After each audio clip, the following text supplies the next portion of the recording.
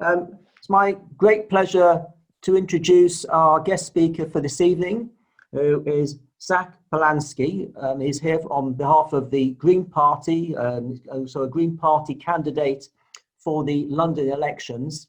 So without further ado, may I hand over to Zack? Thank you very much, Brian. Thank you very much for inviting me, and thank you everyone who's here, both in the Zoom call and I believe it's being streamed elsewhere too, or watching later on YouTube. I guess the first thing to say is thank you very much for having me.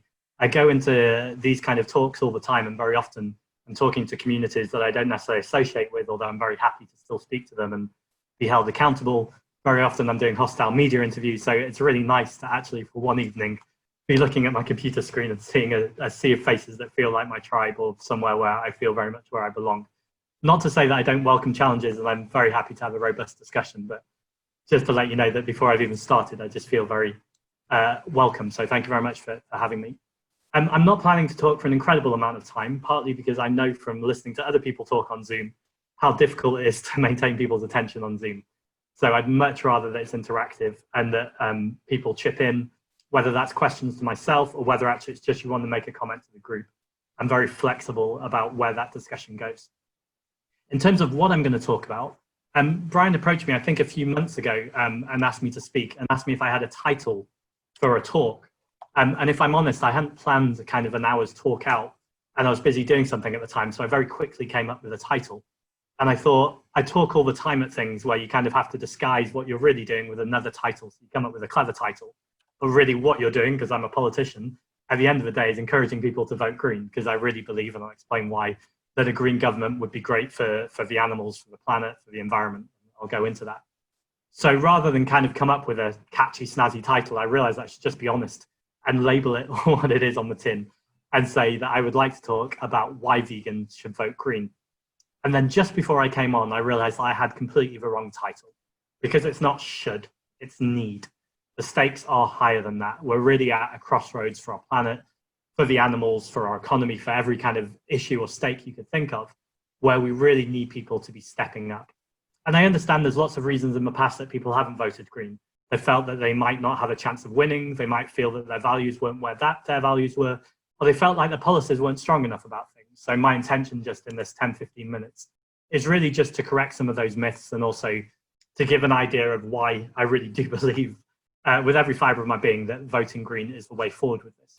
So to do that, just a few quick things I want to do. First of all, I'll chat very briefly about myself, and not long, because I don't think you need a big CV, but I'll talk more about what the London Assembly is, what I'm running for, and what they can do and what they can't do. So you'll have a better idea when you ask me questions about what kind of remit I'm working with. Then I'll also look at three of the main reasons I think that people are vegan. People can correct me if there's other reasons why they're vegan. I'm always super interested to hear what made people decide to go vegan. I'm presuming everyone here is vegan. I realize that's a big presumption. Maybe you're just thinking about it, and that's fine too. I'm sure you're still very welcome. And then match the reasons why people are vegan to the reasons to vote Green, because that seems like a simple value kind of alignment. So the London Assembly. The London Assembly is essentially made up of the Mayor of London, who I'm sure you'll know currently is Sadiq Khan, and then there's 25 Assembly members. And their job really is to hold the Mayor accountable. They don't really make new law, they don't make new rules for the Assembly. Their sole job really, or their main job, primary job, is to listen to what the Mayor's ideas are, and then essentially be a scrutiny committee to ask him, or hopefully her one day, what the reasons are for the policies, what they're going to cost, and to be able to influence them in other ways. And they're primarily responsible for four big areas, which is the environment, which is obviously where most of our conversation tonight is going to lie, policing, transport, and fire and emergency services. They also crucially can set up research groups or committees. So if they think there's something going on in London that particularly needs a committee around it, they have the power to say to the Mayor, actually, a group of us would like to set up a research and task committee on this particular subject, and then they'll report back to the Mayor. I think the crucial thing about the Assembly, though, for you to know in this instance is the difference between soft power and hard power. And as a Green Party representative, I'm always a little bit cautious of the word power, because it's really strong in our DNA that this is power to rather than power over.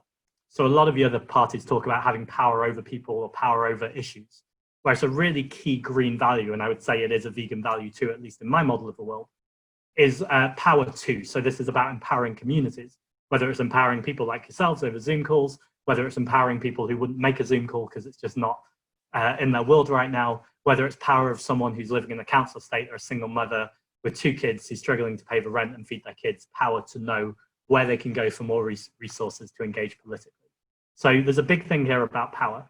But what you have on the assembly as an assembly member is soft power.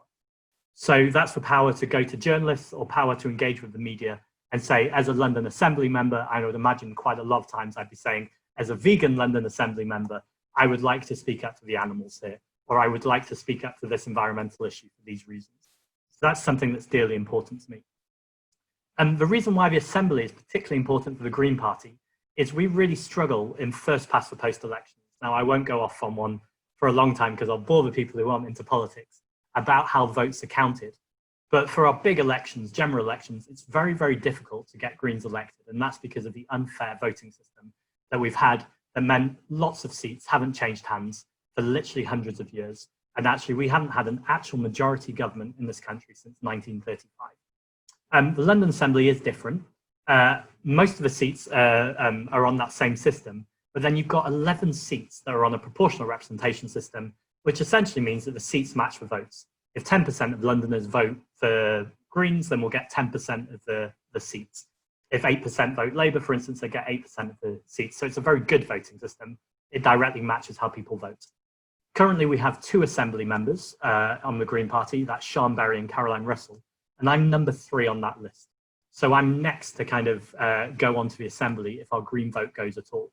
So I guess my first naked kind of plea to this group and anyone listening is by voting Green, you are directly electing a vegan Green Assembly member who gives you his firm commitment to be there to speak up for the animals and for the planet. I should also say that our Green Party mayoral candidate is Sian Berry, who is also our co-leader. I think most people will be familiar with Caroline Lucas, who is our Green MP. Very often in the past, people have said, is she not your leader? She's actually not our leader. And one of the reasons is because she stepped aside as leader to focus on being an MP and give an opportunity for people like Sian Berry and Jonathan Bartley, who's the other co-leader, who's also vegan, to step up, and myself as well, so we can have more people in more high-profile positions speaking up on issues we care about. So that's for London Assembly. I know that's I've talked more about it than I intended to, but I think it's important for the conversation. Finally, before I talk about veganism directly, I think it's important for you to know how Green Party policy is decided. So most of the other parties, the policies are decided by the leadership. They come up with issues or policies they think are going to play well in the media. If I'm particularly unfair, I think largely due to focus groups. There's that kind of Tony Blairism of, it doesn't really matter what I believe or what my values are, I'm just going to go and ask a group of people what's popular and then go there.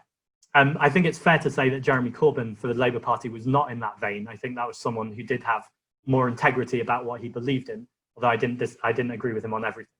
I worry for the Labour Party that Keir Starmer has moved more in that direction, more to that kind of, what do I think people are going to vote for, and I'm just going to go for that, as opposed to what really needs to happen for animals, planet, and people. But I'm not here to talk about the Labour Party. In the Green Party, the way that we do our policy is completely democratic. So any single Green Party member can decide that they need to make a policy about something. They then need to find, I think it's between 10 and 20 people in the Green Party to sign to say this, they think this is a sensible policy. That then goes to our Standing Orders Committee at conference, who then decide whether this policy stands up constitutionally. So it's not asking anyone to break the law, it's not asking anyone to do anything that's in contravention to any other Green Party policy. It then goes to conference, and Green Party conference is actually next week, so it's coming right up. And then it's a simple vote, 1 member, 1 vote. The policy is debated for a certain amount of time, and then people vote. And if it becomes, if it gets through as a majority, that then becomes Green Party policy. Now, we have some strong lobby groups in the Green Party. We have Greens for Animal Protection, and they've done some amazing jobs over the year, moving the party. And I'll admit, I think it's slow. I'd rather it had been fast. But I think a strong kind of theme maybe of this evening is you've got to meet people where you are. I'm sure you've all had the experience of when you first become vegan. I certainly had it quite a while ago, where you almost become an evangelist quite quickly. And I think we need those people. So I'm not knocking that at all. I think it's important to be passionate. We do have the truth, the science, and morality on our side. So I think it's important to push all of those things as much as possible. But it's not good enough just to be right. We've also got to meet people where they are. So I think it's about finding ways of having these conversations where we maintain a rapport, whether it's with one person or a group of people, where we meet them where they are, where their world is, and we take them as slow as they need to go. I actually used to be a therapist, and we have a phrase in therapy, which is cutting bread at the thickness of the bread and not the speed of the knife. So just because you want to cut something quickly, it isn't going to work if the bread's quite thick. You've got to find, and I'm not calling people thick, I'm calling the bread thick. I'll be very careful about how I phrase that. But you've got to slowly go where people are. And I think sometimes you've got to meet people where they are. And I think in the Green Party, we are slowly, absolutely moving in the right direction. And sometimes we're moving quicker than I've expected. I think progress is certainly starting to happen. So finally, before I open up for questions, I guess I'll answer my own question directly. Why do people who are vegan need to vote for the Green Party? Well, I can see three big reasons to be vegan, and I'm sure there's lots of other reasons, but these are the three reasons that I've come across in my advocacy work when I'm not necessarily representing the Green Party, but I'm just out there with Anonymous for the Voiceless or various, vegan activist groups. The three reasons when I chat to people in the street are generally social justice reasons, and I know these sometimes get knocked. People say, why are we talking about LGBT rights, or why are we talking about racism? This is about animals, and I'll take that head on in a second, because I think it's really important. Second are environmental reasons, and that's the stuff that I'd say the Green Party have been particularly hot on for a long time. I'm very happy to talk about it anyway. And then finally, and this crucially does get missed, is the animals. And I'm very also clear that I'm massively into animal welfare, and I'm not vegan just for the planet, or just for the environment, or just for my health. For me, it's really, really clear that animals are sentient beings with feelings, and none of us are free until we're all free. So I'll also touch on that in a moment. Let me go first with the most contentious one, which I don't think is contentious, but other people sometimes do. And that's social justice and equality. So I think the first point to make is there is no environmental justice without social justice. I think these two things are completely intertwined. I think when we look at things like racism or misogyny, homophobia, anti-Semitism, all of those kind of things, I think a lot of it can stem from the way that our society has treated animals for such a long time. It's really clear to me that if you butcher animals in sometimes the most horrific ways, and children are fed these ideas as normal, then it doesn't surprise me that there can be an underlying sickness in society in terms of how we view each other and living beings. So I think there's something very much to tackle head on there. Now, I'm not saying for a second that all racism is caused by bad animal welfare issues, but I am saying that what we need to bring to these social justice discussions is compassion, is kindness, is a holistic view and a systemic view of how we look at things. And I think that's absolutely intertwined with veganism. There's something much more practical there too. So I just heard a story last week, and I'm sure some of you will know about this, about Dolce & Gabbana.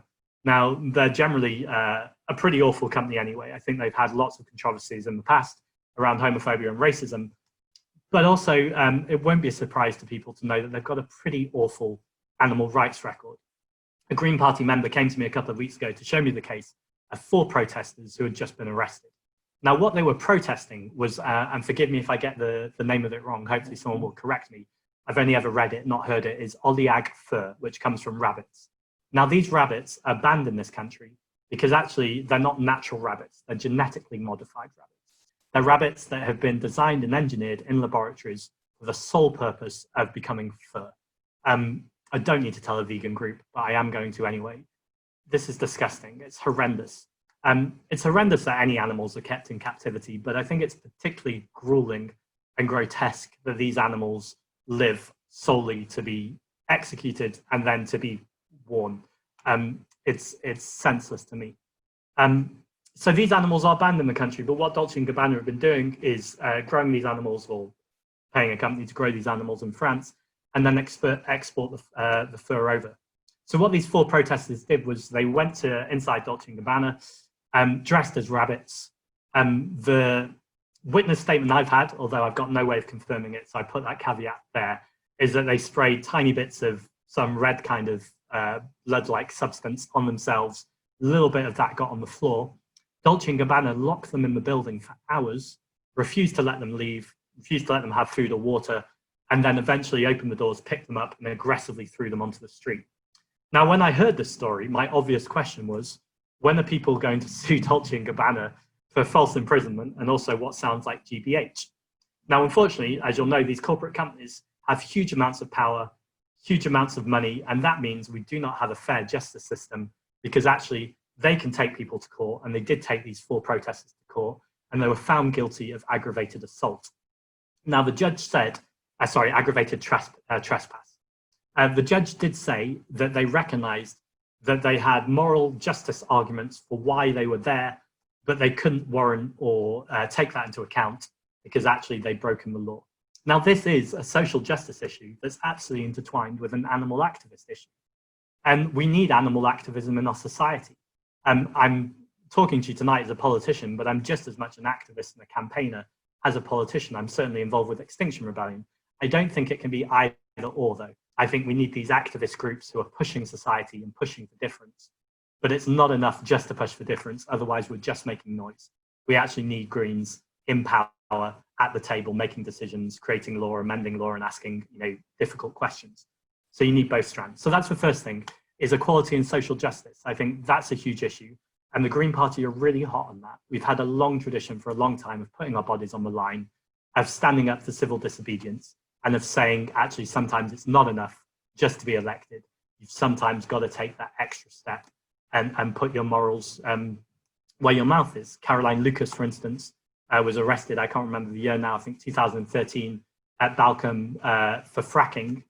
And actually, there's a long history. Marilyn's on this call, and she educated me on this, I think, just last week, about the women's peace camps as well, that were out there for a long time and actually caused considerable change. And obviously the suffragettes as well. So there's a long tradition in this country of peaceful protest, and we've got to defend that.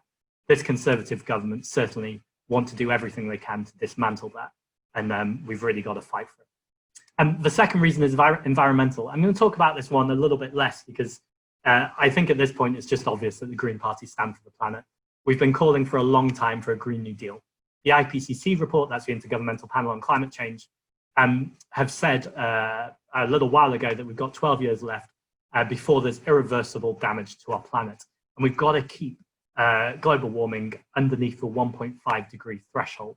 At the moment, we're looking at 3 degrees or 4 degrees, which is going to cause untold damage to our planet. I think we have to be really careful when we give these stats, because it's not just in 10 years that problems will start happening. There's problems happening all over the world at the moment, particularly in the global south, or places with what we would consider ethnic minority populations who are already suffering. So it's not like we can wait 10 years until we start doing things. We need to do things now. The link with veganism, I think, is clear, and I feel like I'm teaching you to suck eggs, for want of a better metaphor, because actually animal agriculture is one of the most devastating things for our planet for lots of reasons, around methane and lots of other different reasons too, and absolutely something we need to deal with. There's also the problem of antibiotics, that we're pumping antibiotics into these poor animals who are then being eaten. And actually that is, as a planet, giving us more resistance to antibiotics and making us a less healthy planet. And then I'd be remiss not to mention the pandemic. Now, I don't know, although maybe someone does on this call, of any clear science and research yet that deliberately or explicitly puts coronavirus with animal welfare. But I think it's really clear that there are trends towards bad animal welfare conditions and eating animals that is certainly making us more vulnerable to pandemics like the one we're experiencing, and certainly more will happen in the future. I was struck the other night, I have a housemate, Cami, who was thinking about being vegan, and she said to me, what should I watch to go vegan? And I said, well, there's Earthlings, that's a very obvious one to watch. But also, if you're wanting something lighter before that, there's Simon Amstell's Carnage from a few years ago, which is a much more kind of lighter look at veganism and a step in. So we watched Carnage first of all, and actually in Carnage, which was written years ago, he predicts in it that in 2021 there would be a global pandemic caused by animal production. So it's quite striking how he was only 12 months out with that prediction. And there's a happy ending to that story too, that she then watched Earthlings without me because I can't face watching it. And she's now vegan, so that's always good to hear as well. And then finally, before I open up to the floor for direct questions, there's the much more kind of pressing issue for me about animal welfare. And I think this is somewhere that the Green Party at times have really led. The Emma Badgercall was a strong argument of Caroline Lucas. She became an MP in 2010, and she started to lead on those bills. At the time, she was facing Owen Paterson, who was a particularly awful minister for the environment. And I don't say that lightly. We've got some pretty awful ministers at the moment. but I feel like he was the prototype for how bad ministers was going to get. And it's quite crazy the kind of fight he tried to have against the badgers, because there was absolutely no science backing it up at all. And from 2008 to 2013, I think they literally called it randomized badger calls. It breaks my heart to think how many badgers died just in the name of them experimenting or just having a go to see if they could kill badgers and if that would work. At the time, from what I understand, there was a problem with bovine tuberculosis, and that's what they were trying to cut out. But what they actually found out was it caused the opposite problems. Badgers became fearful of what was going on and then spread out into different parts of the country, and actually it worsened the problem. When Owen Paterson was challenged on this by Caroline Lucas and also on radio, he said that the badgers were moving the goalposts, which I think is a quote for kind of government inadequacy is quite telling with that one. So there's the ending the badger call, but also other things that we're looking at is the precautionary principle. Now, this is really important. This is unfortunately something that was absolutely intertwined with the European Union and our environmental and animal protection rights there. The precautionary principle has 4 tenets to it, but at its most basic, it's essentially saying, do not do anything that might be dangerous until you know that it's not dangerous. So rather than running at something and then seeing if you've caused untold damage, you have to do the work before and make sure that you're not doing damage. Now, excuse me, one very particular example with this is animal sentience. We cannot yet prove animal sentience. There's lots of evidence, and for me, it's pretty common sense that you only need to look an animal in their eyes and see how they behave and how they behave around fear, or how cows behave in slaughterhouses, to know that there certainly is some sentience. I think there's a lot of sentience, but even if we take it at its most base level, it's clear to me that there's some animal sentience. Very often people who I would describe as in opposition to some of the things that we believe, and certainly the Green Party we believe, they say you can't prove animal sentience, therefore we can kill animals. Well, the precautionary principle, its 4 tenets are, first of all, the burden of proof has to lie with the people who are opposing the precautionary principle. So actually they need to prove that animals don't have animal sentience. And that's pretty difficult to prove because I'm going to be in a circular argument now, but animals do have animal sentience. So it's going to be impossible to prove. But it's not our job to prove it. If people really believe that animals don't have animal sentience, then they need to go out there and prove it. Second, they need to have eliminated all alternatives. So for instance, a Green Party policy is to ban animal testing where there are no alternatives, and also to end live military testing with animals. And it's just obvious that there are so many alternatives to science-based testing. So this is not me saying that I massively care about people with cancer, with HIV, with leukemia. There's lots of good reasons why we need to do laboratory testing, but it does not need to be on animals. There's lots of other ways to do this. And in every single opportunity, we need to push to make sure that every alternative is looked at first. Increasing public participation is also part of the precautionary principle. So you'll have heard of the Citizens' Assembly with the climate emergency. This is to reach out to citizens to say, actually, here's the evidence. We want to hear from you what you think about this. And I think there's a strong argument to do that with animal welfare. We're a country that famously says that we're a country of animal lovers. We certainly see that with dogs and pets. Now, you'll know there seems to be some sort of missing cognitive dissonance between people who love their dogs and do dearly love their dogs, but then eat pigs or eat cows. It makes no sense. And I guess the sense it does make is an education piece, that for a long time people were taught that cows and pigs are food and dogs and cats are friends. And I think we really need to take that head on. But one of the ways to do that, I would say, is through more public participation. And then finally, with the precautionary principle, there's preventative action. Now, the preventative action we can take with animal welfare is just not to kill animals, to make sure that we're reducing things and looking at ways of bringing things down. I saw in the chat, Marilyn asked about if it's still Green Party policy to tax meat. That was certainly a policy that we were pushing out there. And the thing with the Green Party is, as I say, policy is fluid because it's up to our members to decide, and we're not currently in an election season. So we're at a point where I think our animal welfare policy is pretty strong. It still needs to be tightened up. There's still places where I would like to see stronger wording. And for that, I would dearly implore you to join the Green Party if you're not a member already, and get involved, because actually the way that we make Green Party policy, as I've said, is by members voting on it. The more vegan members we have, the more strong is the vegan presence in the party. I think it is important to point out that it's a Green Party principle that we're looking at systemic change, not individual change.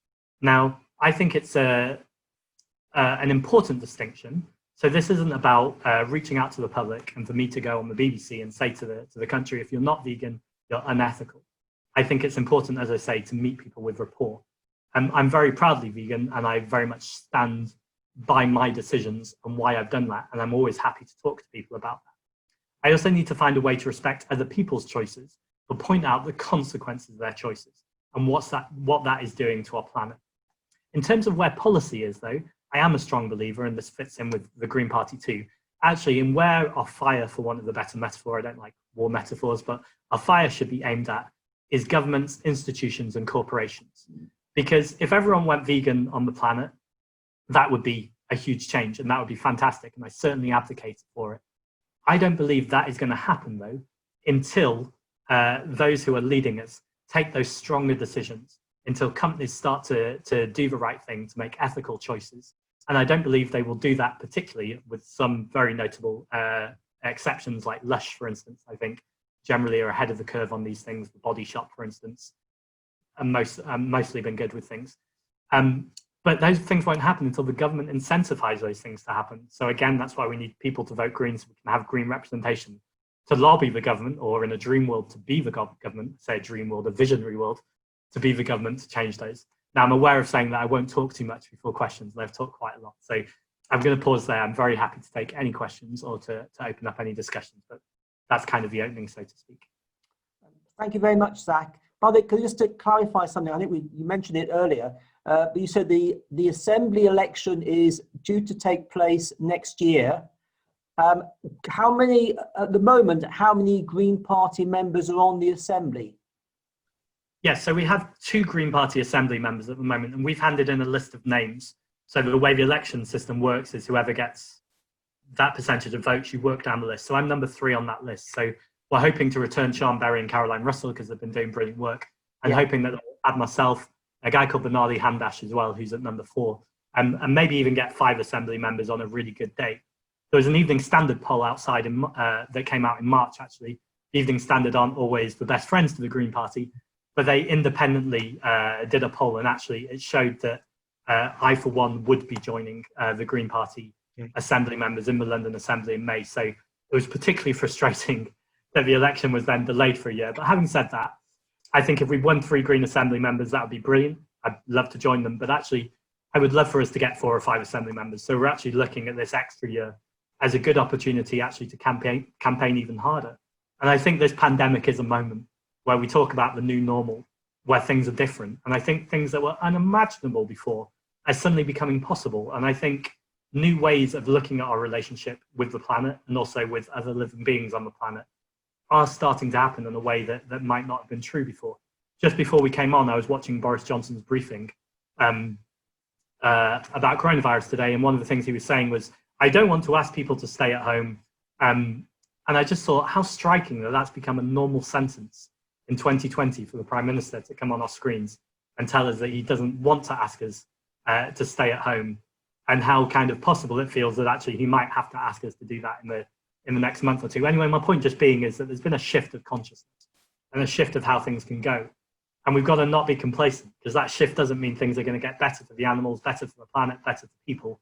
It could actually get worse. So what we really need to do is, where there's this slight vacuum where people are looking for new alternatives and new ways of living and being more connected to nature and parks and green spaces, we need to make sure that people understand that our wildlife is an absolutely huge part of that. You know, we have as well as a climate emergency, an ecological and diversity issue as well. And absolutely the issue of animals and species extinction all lies in that too.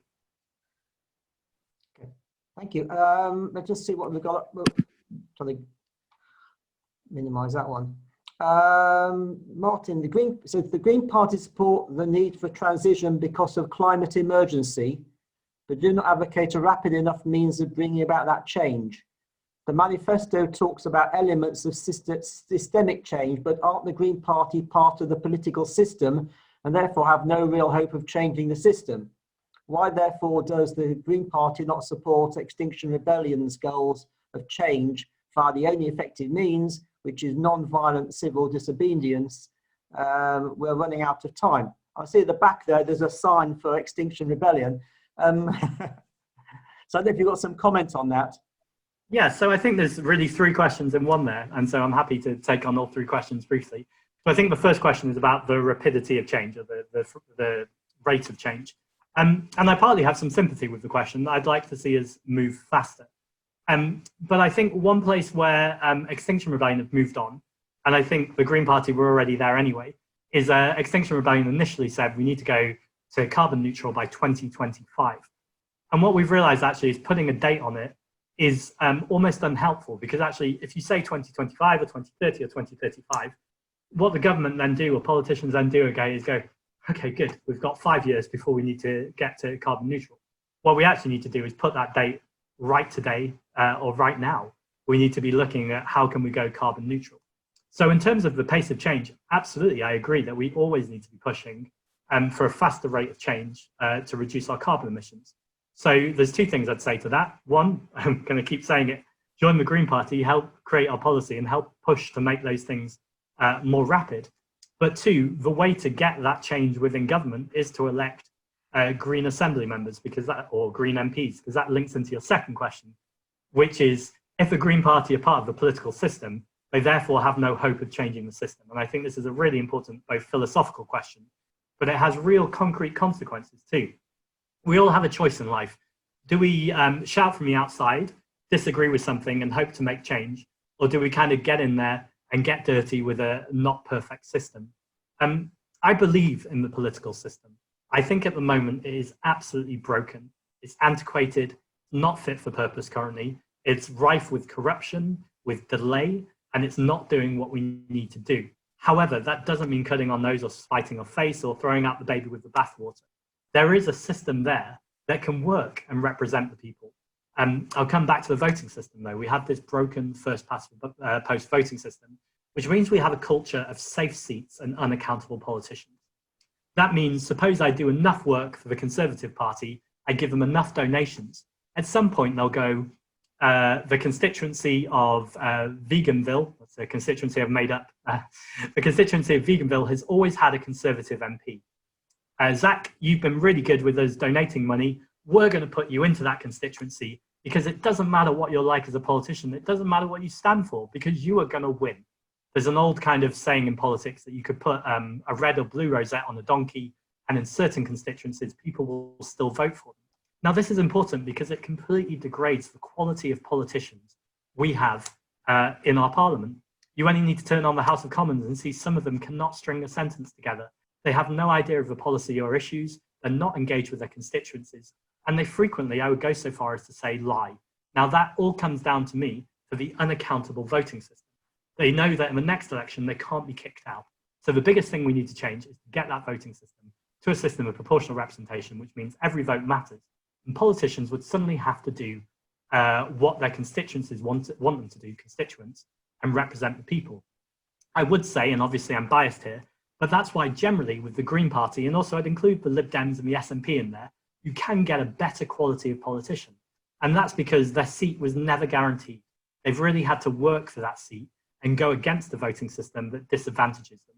So changing that voting system, I think, is the way to change the system. Once you do that, you get a better quality of politician, a better quality of debate. And if you look at countries with PR, on average, for instance, in Europe, countries with proportional representation have on average 18% less carbon emissions. They have more women in power, which I think does change the quality of the debate a lot, and also more MPs from ethnic minorities. So really, really good reasons to change the system. But I don't believe that's going to happen from being out the system and letting the system burn and building something new. I think that can be damaging and difficult, and also there's no guarantee things will get better. I think we've got to find a way of changing the system from within. So that final point, why does the Green Party not support XR? Well, actually, we do support Extinction Rebellion, the climate strike movement, climate strikers, David Attenborough. Those are all people that we both have sympathy and support with. I was out there with Extinction Rebellion on the first day of XR. I was actually arrested. I remember being in my police cell, worrying about the consequences of what this would mean for my assembly selection. Just thinking, does this mean now I'm going to stand down? Does it mean I'm going to get a disciplinary because I brought the party into disrepute?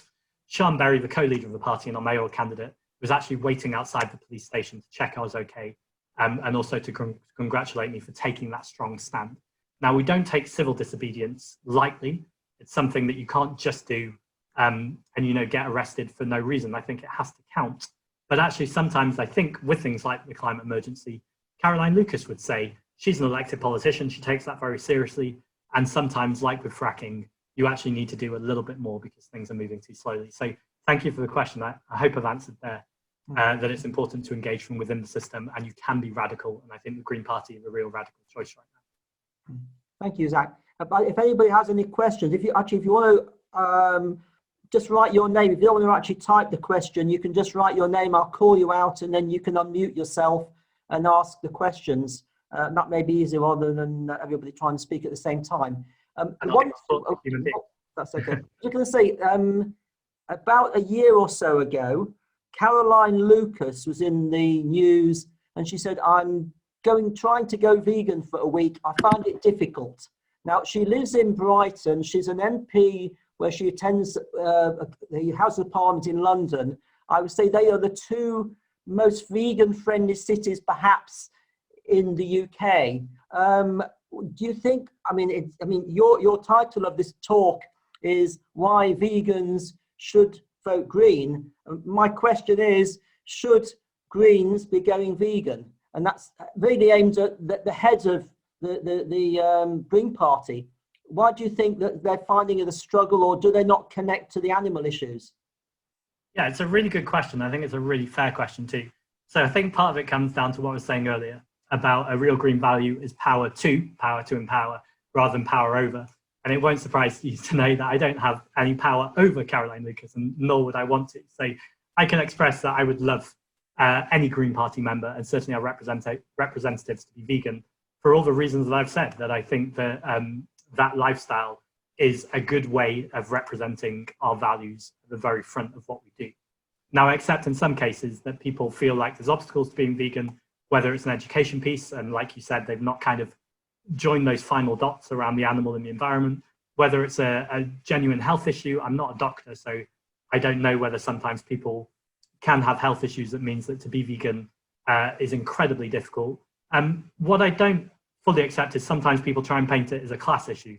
They say it's too expensive to be vegan. It's a very privileged thing to be. I think a lot of vegans are very privileged, but that's very different to needing to be privileged to be vegan. As we know, the vegan diet can be a pretty cheap one that's made up of vegetables and things that can, be costed at quite a cheap rate. What we need governments to be doing, though, is incentivizing more of those and putting more taxes on the kind of foods that aren't good for both our health, for the NHS and obesity, but also for our planet and animals. So to come back around to your question, I think it's really, really important, really, that everyone, whether they're a politician, whether in a party, looks at their own kind of lifestyle and their own choices, but also couches it within that systemic change and actually lobbies in government to make sure that those changes are happening. And also, I was really pleased to see, for instance, as I said, Jonathan Bartley, the co-leader. When I first joined the party a few years ago, my first question to him at Q&A was, is it not time to be vegan? And I was pleased to see that now he is vegan and often advocates for that. And yes, Caroline Lucas is vegetarian, and I'm always happy to see people go vegetarian. It won't surprise people to know, though, in a room full of vegans, that I really think that going vegan is the way forward. Yeah. Thank you for that. I think John has a question. By the way, I said there's a message that says John put his hand up. All I can see at the moment, of course, is Zack. So if you have put your hand up, I won't see it. What you need to do is just put your name in the chat box and I'll call your name out. So I could ask John, if you'd like to unmute yourself and ask a question. Yes. Can you hear me? Yes, I can. Good. Right. Okay.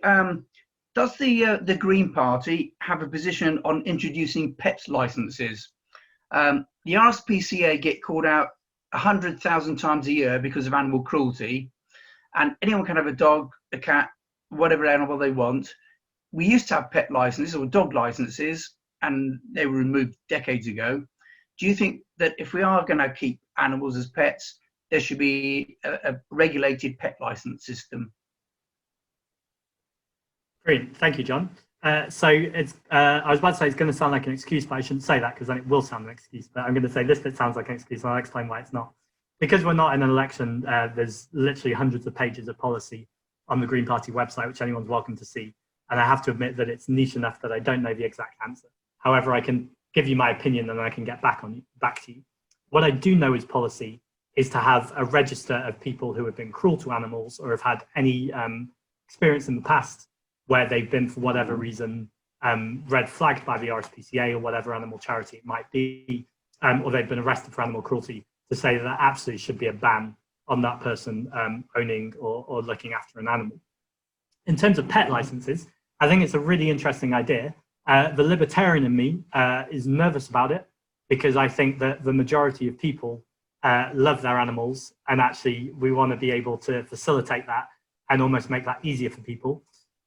But also I do recognize that there's a real problem with animal cruelty, and it could be a bigger problem than actually we know about, because presumably there's lots of cases that we don't hear about where it is going on behind closed doors. So it's certainly something I'd be sympathetic to, but I'd be very cautious about how we did it, because I guess we don't want to put people off, particularly when I think about, so I grew up in a home with 5 dogs, and they were all rescue dogs. A friend of mine runs an animal rescue centre in London, where they have maybe 40 to 50 dogs at a time, and ducks and geese. And so you kind of want these, I know how hard they work to place these animals in homes. So I guess there's 2 different things going on there too. There's dog breeding and people getting dogs from breeders, where I would certainly be very pro, well, certainly cutting down on the industry full stop. But if before we do that, making sure that if those dogs are going to anywhere, that we're really making them jump through hoops to say, if you want this dog that's been bred specifically, then you're really going to have to show that you've got excellent conditions for this dog. But in terms of rescue dogs, there's an abundance of rescue dogs, and actually what they really need is homes. So that's not to say we should not care about what home they goes to, but I guess we don't want people to jump through too many hoops, where then places like Battersea Dogs Home end up, with an overflow of dogs in their homes. So it's a good question. It's a tricky one to work out the answer. Thank you. Thanks. Okay, John? Yeah, thank you. Okay, I've got a comment or question from Sandra. A few things. It says, firstly, what percentage of members of the Green Party are vegan? I don't know whether you may know the answer to that. Secondly, why was animal welfare on page 15 of the last manifesto? I'm not quite sure whether how relevant the page 15 is. And lastly, do you think a Green Party member informed on Roger Hallam? Roger Hallam was one of the creators, I think, of Extinction Rebellion. Is that correct? And he's then now in prison.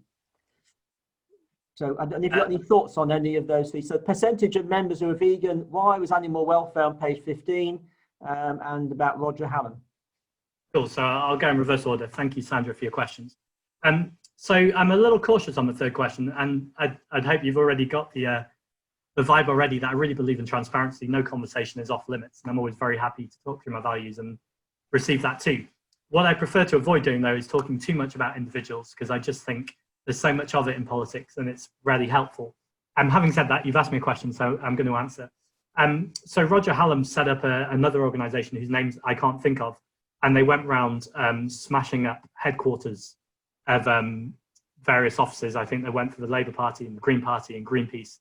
I know there was certainly video of glass smashing in the Green Party. For me, we can agree to disagree with this on certain on other things, but that is not non-violent direct action. I think when you're vandalising property, you're scaring people, I think it's threatening. I don't think that's helpful. So my answer is I don't know who informed on Roger Hallam, and I don't know if it was a Green Party member. But being really honest, if it was a Green Party member, I wouldn't have a huge problem with that. I think if you're going to break the law in a way that isn't non-violent direct action, then I'm not going to defend your actions. Gail Bradbuck, who was the other co-founder of Extinction Rebellion, is someone I have a huge amount of respect for. I spoke with her on a platform just a couple of weeks ago about the Silvertown Tunnel, which, if anyone doesn't know on a side note, is a £2.1 billion project that Sadiq Khan is building in London from Greenwich to Newham. It's essentially going to be a tunnel under the Thames. Sadiq Khan has declared a climate emergency, but then on the other hand, he's spending billions of pounds on the tunnel that's going to cause toxic air. So I won't go off on the tunnel because it's a slightly different topic than tonight. But I stood with Gail Bradbuck on that platform. And so it's not that I avoid standing on platforms with very radical people. But I do think there has to be a line. And for me, smashing up buildings and vandalizing things, for me, is a personal line. On the page 15 of the manifesto, I have to say, I've got the manifesto with me. If not now, when? It's actually page 68. So I'm not sure where that comes from. But what I would say is we have a whole section, you can see the badger there, transforming our relationship with animals. And it's a good 3 pages on our relationship with animals. Now, we've got a lot more policy than that, as I've said, on the website. You can, I think you just literally Google Green Party policy, animal welfare. And there's a long list of all our animal welfare policy, which again can be changed and adapted by Green Party members. And again, I repeat that call to join. But I have to say I'm proud of our animal welfare policy. It's one of those policies where whenever I'm on the radio or TV and we move on to the subject of animal welfare, I think this is something where I've got a lot to say, both obviously as a vegan, but also I'm proud to represent the party on those things. Finally, what percentage of members are vegan? I don't have that statistic. I don't think anyone has them. But what I can talk about in my local party, West Central London, there is without a doubt in the past 2 years been more and more vegans joining. And because of that, other Green Party members, crucially, are starting to go, oh, if this Green Party members are vegan, that's something I should be thinking about. As you know, people become vegan for lots of different reasons, but very often it's, you know, what are your peers doing? What are your tribe doing? What are people who care about the things that you care about doing? So I'm excited that the more veganism gets talked about in the Green Party, the better that is. Another Green Party policy just on that, because I think it links in, is to make sure that there are better vegan menus in schools, for instance. So a fully vegan menu, a fully vegetarian menu, and also to make sure in food technology classes, vegan recipes and vegan kind of ingredients are being taught too. Because actually a lot of the time why people aren't vegan, we're given these justifications that it's because they just don't know how to. And that is a reasonable response. So what we've got to do is take that head on and make sure in schools, young people are being taught, actually, this is a way to eat healthily and ethically. Thank you. Any other questions? I mean, there are no names on the list. If you want to unmute and ask, please do so. Yes, I've got a question. I can't get my chat facility to work, so I can't put my name up. Yeah, sure. I'm glad you're vegan, and most of us are vegan, but do you think there's a risk that if you promote veganism too much, it could almost do more harm than good? Because people don't like too much of a nanny state being told what to wear, what to eat. And so I'm all in favour of promoting veganism, but as long as it's not done too strongly, because then it can, I think, backfire. What do you think about that? Yeah, I love this question. And if I'm honest, it's something that I think about almost every single day, not just with veganism, but anything in politics, talking about the climate emergency, talking about people's health. You know, what is that balance between, so for instance, I think I saw some research recently that said people vote for people who hold strong opinions. And what's crazy to me is it matters less to I'm talking about the average member of the public, what that opinion is, as much as when they see them and hear them, they believe that they have integrity and there's someone who holds a strong opinion. So there's that real balance, and I'm always walking that tightrope between, I'm talking more, you know, when I go on media shows, between really having a strong set of beliefs and what I believe and what I internally know to be right and true, while still listening and being, you know, capable and very willing to be wrong and hear new evidence.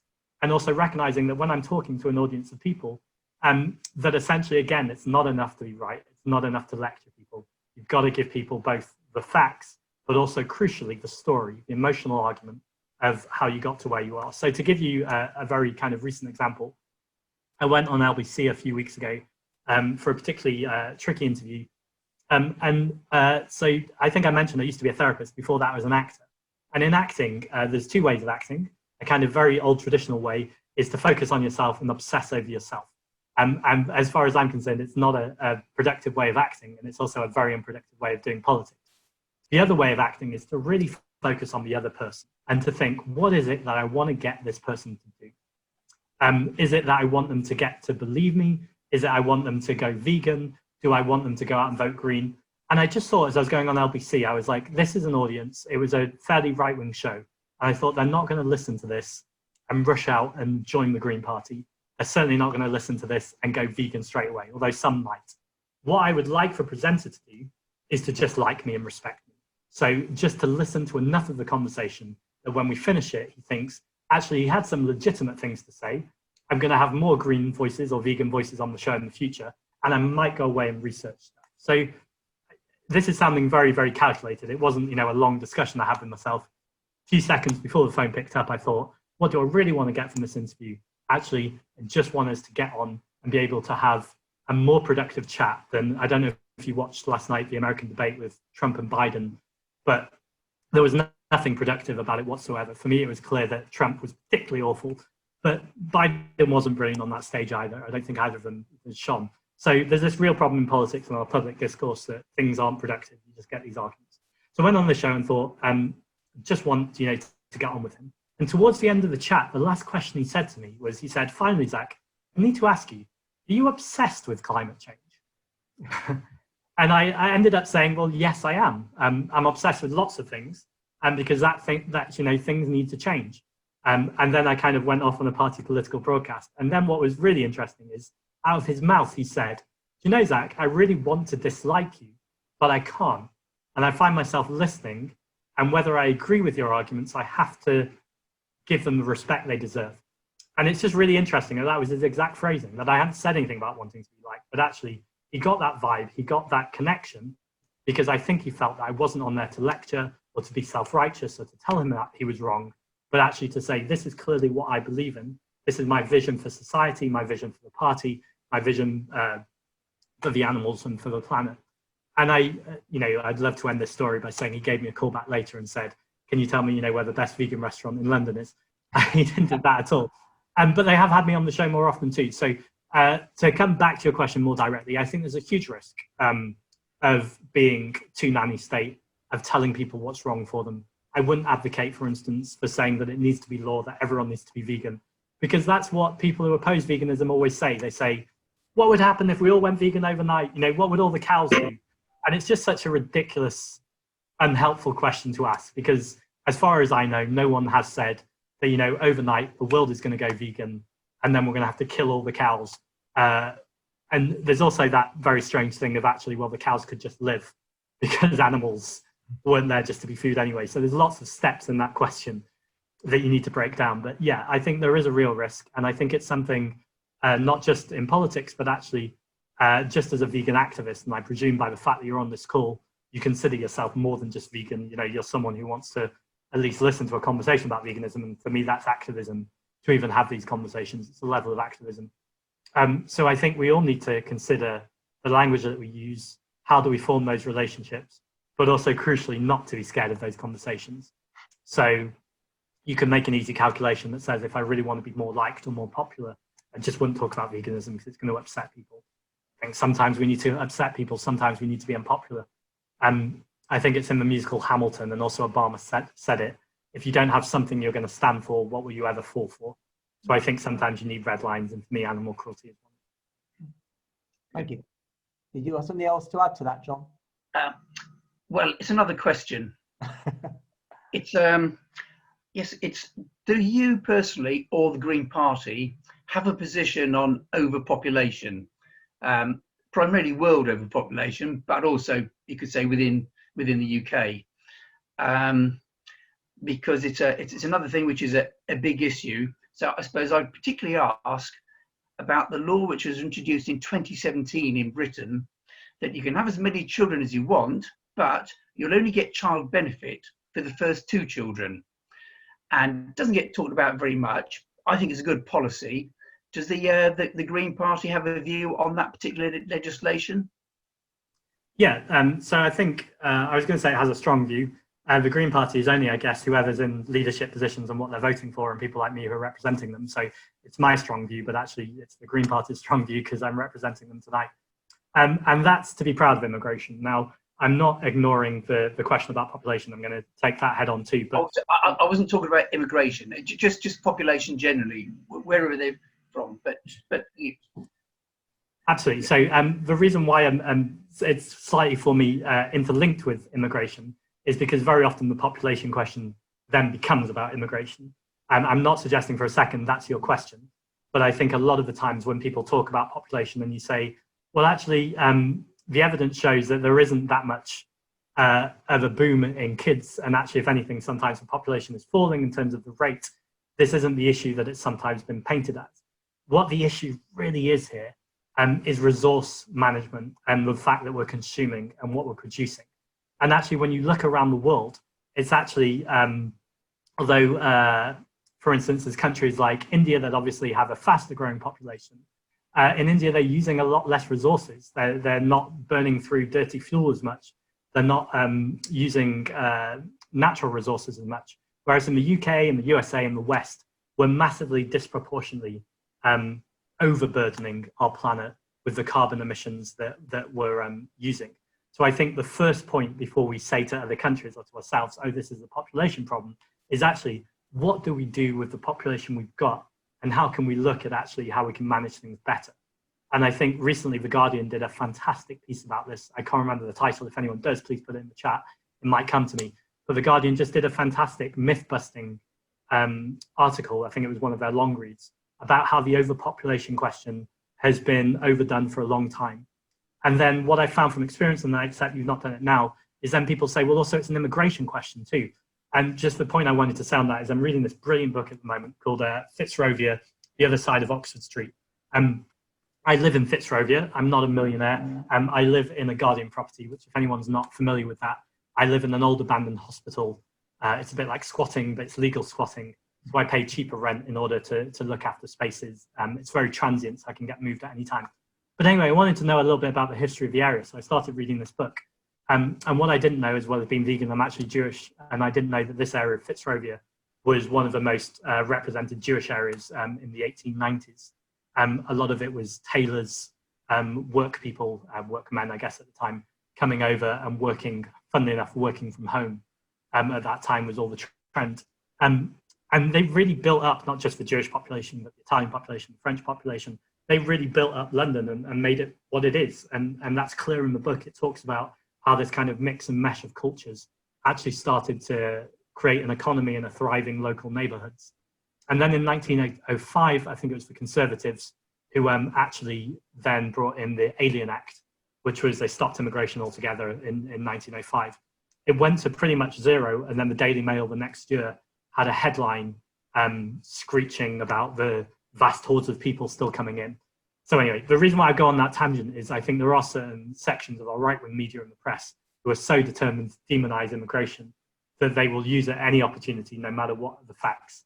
So to come back just finally to your question, I think we need to look at this based on facts and science. I see that Marilyn's just put something, which is population growing by 1%, but consumption growing by 3%. I didn't know that's the data, to be honest, but I know Marilyn knows her sources. And I know it's something like that. So I know that the consumption is a much bigger problem than population. And also consumption, being careful not to be self-righteous, like I was just saying, not to be, is just a problem in society generally, that I think we've stopped valuing things. And I think the pandemic has shown us the value of family, the value of connection, the value of love and compassion, and all of those kind of things you don't normally hear in the political space, but I think are vitally important to start to look actually what is important to us. And that can include pets and living things and living beings and the environment and the planet. And I think what clearly is causing a problem is capitalism, overconsumption, deregulation. It's not to say that we can't have regulated capitalism. And I don't think it's about, is it growth or degrowth? I think it's about us being agnostic about growth and actually saying there's more important things than GDP. There's our happiness, there's our connection to each other, there's community. I think we need to put focus on that and reducing consumption rather than population. Right. Sorry, that was a long answer. It's a complicated question. We're going to wind up this formal part. I mean, you want to hang on for a little while to say thank you for talking to us this evening, throwing some light on not only the Green Party, but more specifically on yourself and the London Assembly. And I said the next vote we will get will be next year. We've got a long wait. But if you want to vote for Zack, you'll be voting for a London vegan. Thank you so much for having me.